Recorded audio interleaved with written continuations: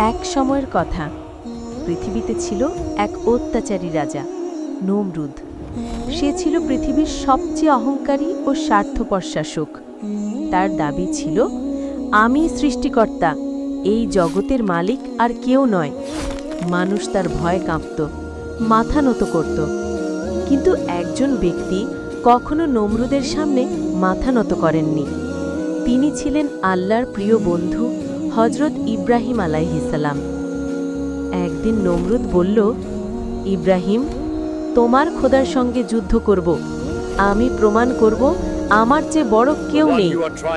ইব্রাহিম আলাইহিসসালাম শান্তভাবে জবাব দিলেন, তুমি যার সঙ্গে যুদ্ধ করতে চাও তিনি আসমান জমিনের মালিক। তার কোনো শরিক নেই, তার শক্তি অসীম, তুমি তার কল্পনাও করতে পারবে না।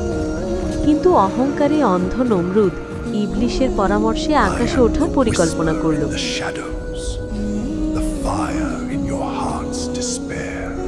সে 4টি বিশাল শকুন পাখিকে প্রশিক্ষণ দিল এবং তৈরি করল এক বিশাল রথ। পাখিদের সামনে রক্তমাখা মাংস ঝুলিয়ে দিল। পাখিরা যতবার উপরে উঠতে চাইত, রথটা উপরে উঠতে থাকত।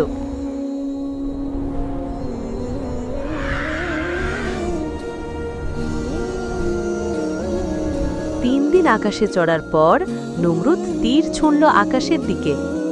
আল্লাহ ফেরেশতা জিবরাইল আলাইহিসসালামকে আদেশ দিলেন তীরগুলোতে মাছের রক্ত মেখে রথের উপর ফেলে দিতে। নমরুদ ভাবল সে আল্লাহকে হত্যা করেছে। সে নেমে এসে বলল, ইব্রাহিম, আমি তোমার খোদাকে মেরে ফেলেছি, এই দেখো তীরে রক্ত লেগে আছে।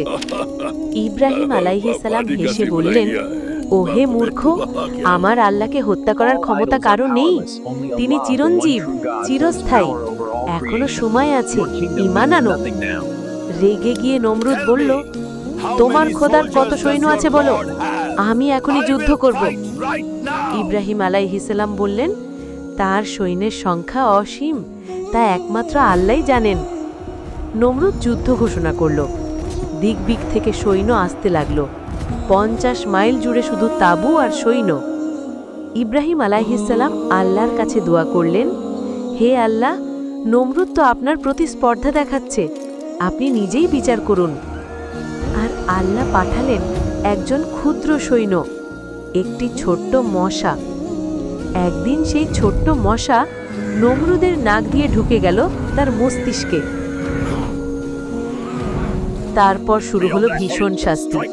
মাথা ব্যথায় পাগলের মতো সে চিৎকার করে বলত, আমার মাথায় কিছু দিয়ে মারো, লোহার মুগুর দিয়ে মারো। মানুষ অবাক হয়ে দেখল রাজা নিজেই মার খেতে চায়। দিনের পর দিন, রাতের পর রাত চলল এই যন্ত্রণা। শেষে একদিন তার মাথা ফেটে গেল, মশাটি উড়ে বেরিয়ে গেল।